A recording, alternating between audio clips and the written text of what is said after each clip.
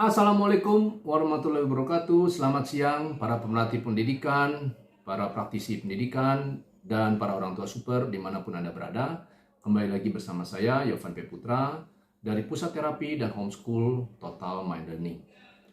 Sebelumnya, saya mohon maaf sekiranya dalam podcast ini ada beberapa suara terdengar dari luar, karena saat ini sesi terapi tengah berlangsung.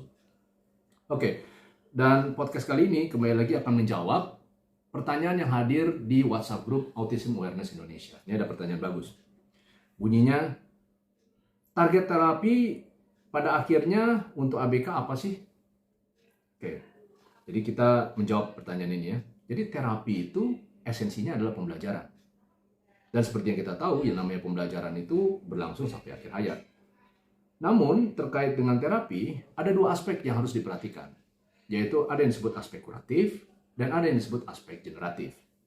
Aspek kuratif itu adalah ketika terapi diarahkan untuk menutup gap antara kemampuan seseorang dengan kemampuan daripada kelompok usianya.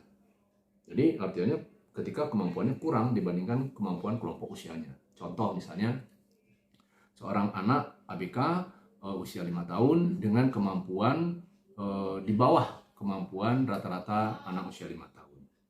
Nah, itu adalah aspek kuratif daripada terapi. Yang kedua, ada yang disebut sebagai aspek generatif. Aspek generatif itu adalah ketika terapi diarahkan untuk melejitkan kemampuan individu di atas kemampuan kelompok usianya atau bahkan di atas kemampuan rata-rata individu. Ya. Contohnya adalah misalnya ketika kita ingin meningkatkan kemampuan numerikal seseorang, atau kita ingin meningkatkan kemampuan matematis, problem solving, kreativitas, dan lainnya. Nah, itu adalah yang disebut sebagai aspek generatif daripada terapi. Oke, jadi singkatnya, sampai kapan orang tua harus menjalankan terapi untuk anaknya? Nah, pertanyaan ini sangat bergantung daripada masing-masing orang tua atau masing-masing individu. Jadi, batasannya ya orang tua itu sendiri yang menentukan sampai kapan dia ingin memberikan aktivitas terapi atau aktivitas perbaikan untuk anaknya.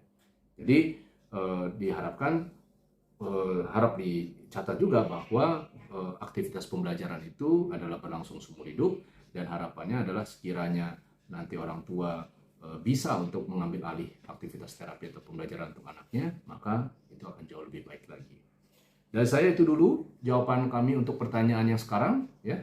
Dan sekiranya Anda memiliki pertanyaan seputar pendidikan dan terapi untuk anak berkebutuhan khusus, silahkan di-post di WA Group Autism Awareness Indonesia. Link disajikan di deskripsi.